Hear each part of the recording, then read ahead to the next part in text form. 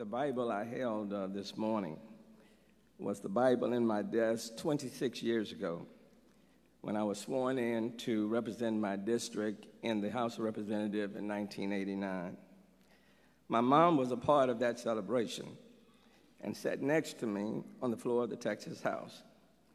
And although she's not here with us today, she is with me in spirit and always will be. My father, who worked at Continental School for 31 years, a yard man on Saturday, died when I was 13.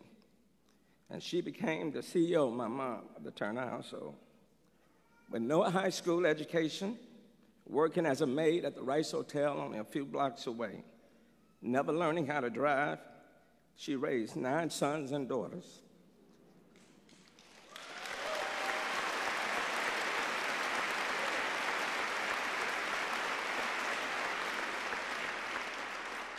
Saw that they were educated, and when times were rough, she reminded us that tomorrow will be better than today. Today is evident that what my mom said is very true.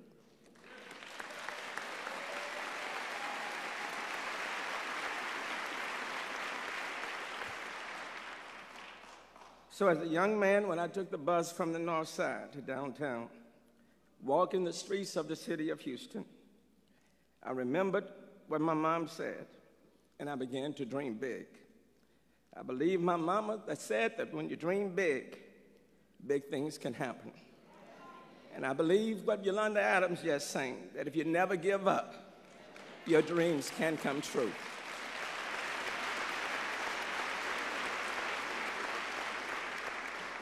And when you work hard, and when you give it your very best, your work will make a path for you. And when people have said to me, Sylvester, with all of the city's problems, why in the world would you want to be mayor? And they have said that many times to me over the past 2 years. My reply was simply yes. Houston faces challenges, but tomorrow will be better than today.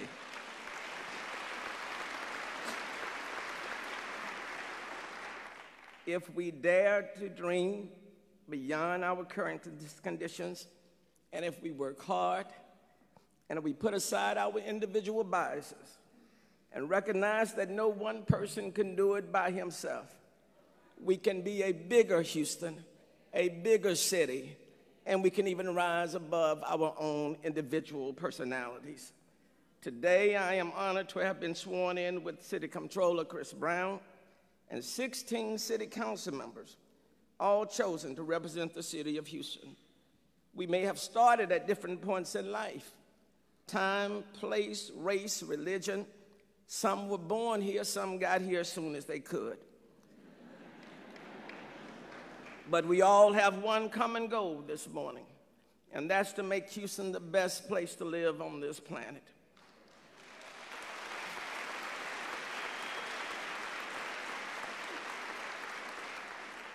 It matters not to me whether you're a Democrat or Republican, whether you're black, brown, black, white, or brown, or Asian, whether you're rich or poor or in between, whether you're educated or uneducated. What matters to me is that we are all Houston, and we will stand and work for Houston and for its future.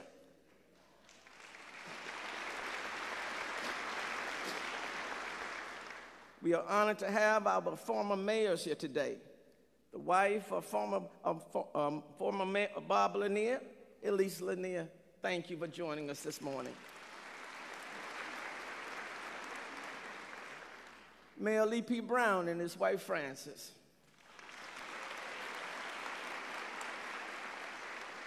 Mayor Niece Parker and Kathy.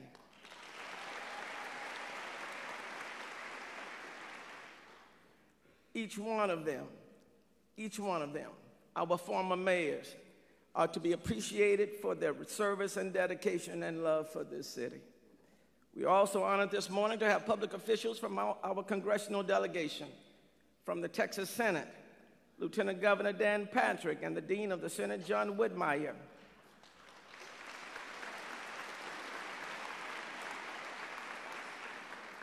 my colleagues from the Texas House of Representatives coming from all over the state, county officials, and many others, I certainly am honored by your presence.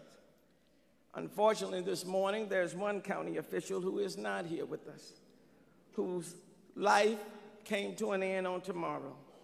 And in his honor and for his work and the sacrifice that he made, not only on behalf of his precinct, but this entire county, I will ask that we just pause in a moment of silence for County Commissioner L. Franco Lee.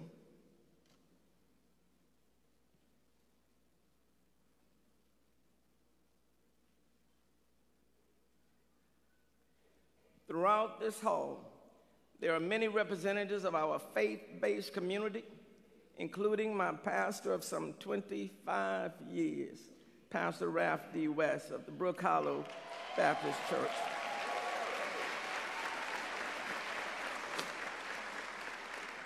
We solicit your prayers for our efforts to represent the best interests of our city. To our business, civic, and community leaders, thank you for your presence. I extend an invitation to you to continue working with us in the best interests of our city. And let me give a quick shout out to all of our hardworking city employees, without whom we up here could not do our job: police, fire, and municipal workers.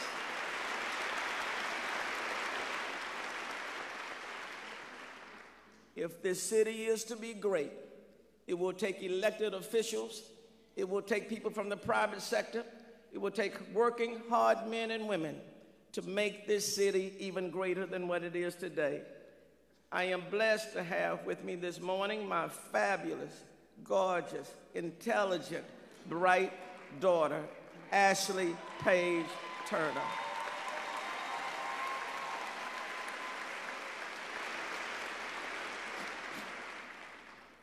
My mom is not here, neither is my dad, but I'm honored to have my sisters, Mady, Pat, and Jackie, two of my brothers, Everett and Ray, and many cousins, nieces, and nephews here this morning. There are many others whom I wish were here today to share this moment with me: the Beulah Shepherds, the Nina Baileys, the Doris Hubbard, the Lily Beasleys.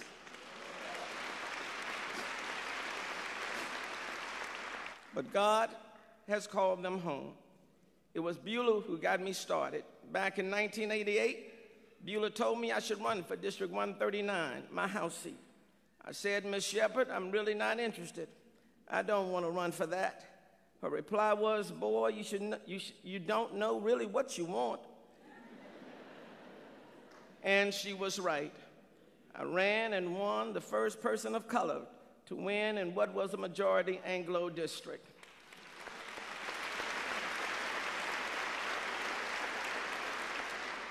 Not everyone voted for me, but when the race was over, it was my commitment to represent my entire district.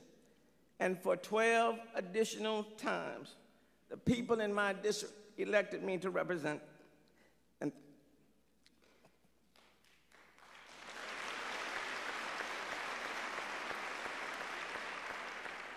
I am indebted to the people in District 139. This city has always been a city of opportunity, that if you dare to dream big, big things could happen. That is to say that because of the vision of our forefathers, many people have come to our city and to the surrounding region. That growth and development also has brought about its challenges. No one needs to tell us about the situations that we have, the streets that we face. Houstonians deserve a safe, viable infrastructure. And I want to announce this morning that 2 weeks from today, that potholes that are properly reported to the city's 311 help and information line will be assessed and addressed by the next business day.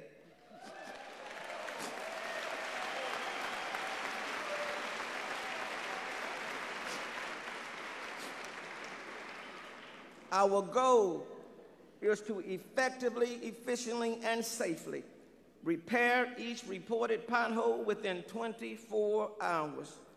For those potholes where safety and infrastructure will require additional time, the Public Works Director will provide a priority report that I will personally monitor and will share with the members of City Council. We will look for ways we can partner with the county, especially in this area. Better streets and transportation infrastructure will benefit both city and county taxpayers. Working together, I am confident that when we work together on the city and county level, that we can address other issues, including our maintenance needs, to the advantage of both governments and all citizens. It is critical that our infrastructure keeps pace with our growth and development. Right now, we are playing catch-up. We don't know what's going to happen with Rebuild Houston in the courts, but we must commit ourselves to a dedicated source of revenue for our streets and drainage. We have to move people quickly, efficiently from point A to point B, and reduce the threat of flooding in our neighborhoods. The only way to reduce flooding is to bring all stakeholders to the table. Harris County, the Corps of Engineers, state and congressional leaders, TERS, developers, and our citizens who have suffered when their homes flood.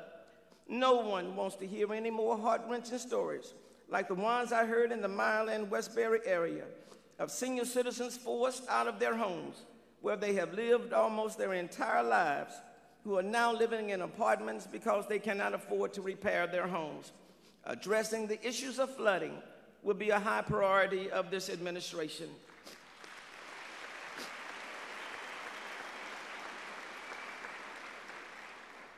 We face a number of financial challenges. The debt service that spikes in 2018, our growing unfunded liabilities, a self-imposed revenue cap, all of which must be addressed together. My administration will immediately begin development of a long-range fiscal plan that will look 10 years forward and put in place a strategy for long-term financial health with a balanced budget. All stakeholders will be at the table. This strategy will start with a full assessment of our city's finances that will lead to a plan for addressing Houston's fiscal challenges in a manner that is prudent and sustainable and aligns with the needs of our citizens and businesses.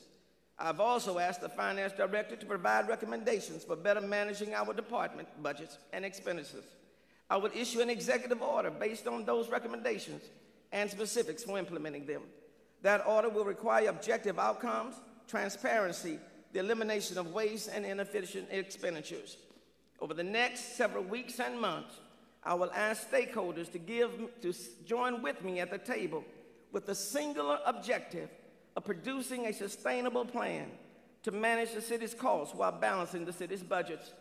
If we engage in shared sacrifice for the benefit of our city, then the benefits of that collective commitment and love for our city will flow to us all.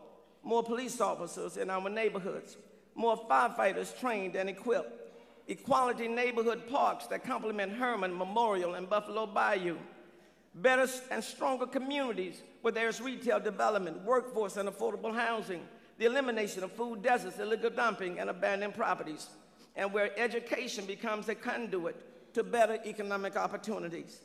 I am not asking any one group to balance the city's budget or curb the city's rising costs, but I am asking all of us who love this city and who have benefited from its past to sacrifice now for the city's future.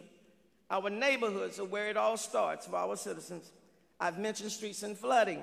We must also find a way to provide affordable housing. Too many of our young people are moving outside Houston because they cannot find homes they can afford within this city.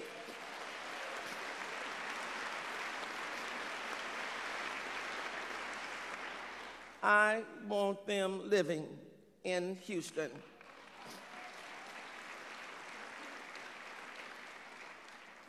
At the end of this day, when all of the festivities are over, and after all of you have gone home, at the end of this day, I shall get in my vehicle and return to the home, to the neighborhood in which I was born and reared. I am committed to this city. I am committed to rebuilding neighborhoods that have been overlooked for years and years. I am committed to making sure that we do not have two cities in one, of haves and have-nots. We are all Houstonians, and we all deserve the right to improve and move forward together. I am committed to that.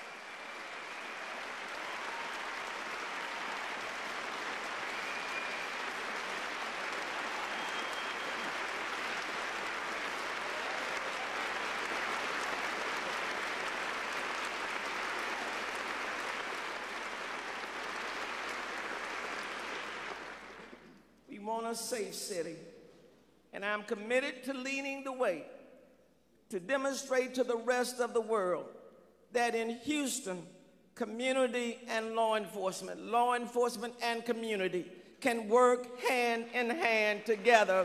We are not the enemies of one another. We're on the same page to make our city safe. But it's not all challenges. We have many opportunities that we can take advantage of. Houston has been the beneficiary of visionary leadership on many fronts.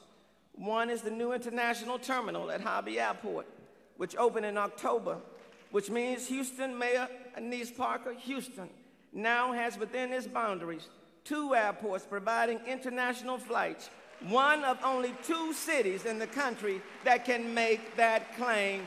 Thank you, Mayor Anise Parker.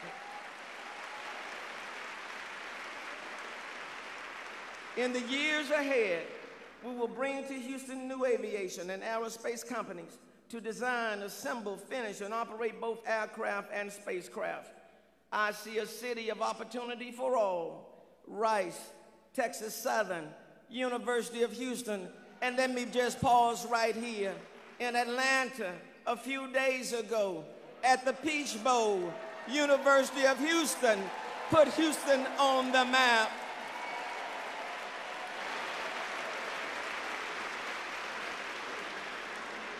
We need not take a second seat to New York or LA or DC or Atlanta.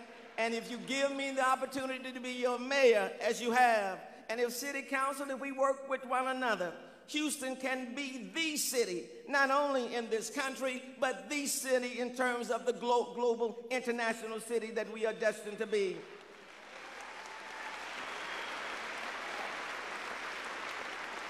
A city that embraces diversity, culture, and differences, and sees that as our strength and opportunities.